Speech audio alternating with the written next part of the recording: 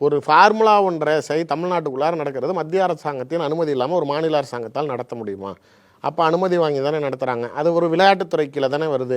இது தேசிய அளவுலையும் உலக அளவுலையும் பேசப்பட போகிறது தானே. நீங்கள் கேலோ இந்தியா நடத்தினப்போ மட்டும் தமிழ்நாடு அரசுனது பெருமையாக இருந்துச்சுன்னு பிரதமர் வந்து அங்கே பள்ளி இழிச்சிட்டு போனார். அப்போ நாளைக்கு உங்களுக்கு அது மகிழ்ச்சியாக இருந்துச்சு. ஆனால் நாளைக்கு இதே செஸ் ஒலிம்பியாடு நடத்தினா அது நாளைக்கு உங்களுக்கு பெருசாக இருக்குது. ஆனால் கார் ஃபார்முலா எனக்கு புரியல. நீங்கள் இது எல்லாமே இது அத்லட்டிக் சம்மந்தப்பட்டது, அது செஸ் சம்மந்தப்பட்டது, இது கார் சம்மந்தப்பட்டது, விளையாட்டு சம்மந்தப்பட்டது தானே நடத்துகிறாங்க. ஒரு மாநிலத்துக்கு முக்கியத்துவம் கொடுத்து இதே ஒலிம்பிக்கை கொண்டாந்து நீங்கள் இந்தியாவில் நடத்திட்டா நாளைக்கு இந்தியாவை பெரிய சாகசம் பண்ணிட்டோன்னு பிரதமர் மோடி மாறு தட்டிக்கலாம். ஆனால் நாளைக்கு ஃபார்முலா ஒன்று தமிழ்நாட்டில் நடக்குது அப்படின்னா உங்களுக்கு ஏன் அது அவ்வளோ வருத்தமாக இருக்குது? ஒரு குறிப்பிட்ட ஒரு முதலமைச்சருடைய மகன் தன்னுடைய இலாக்காவில் அவர் இருந்த ஒரு 3 வருஷத்துலேயே சொல்கிற அளவுக்கு ஒரு வருஷமும் பெரிய பெரிய சம்பவத்தை செய்கிறாருங்கிறது இவங்களுக்கு எரியுதான்னு தெரில. நீங்கள் தொழிலதிபர்களை மிரட்டி திமுக பணம் வாங்குது அப்படின்னா அந்த வார்த்தையை பயன்படுத்துவதற்கு தார்மீக உரிமை இருக்குதா?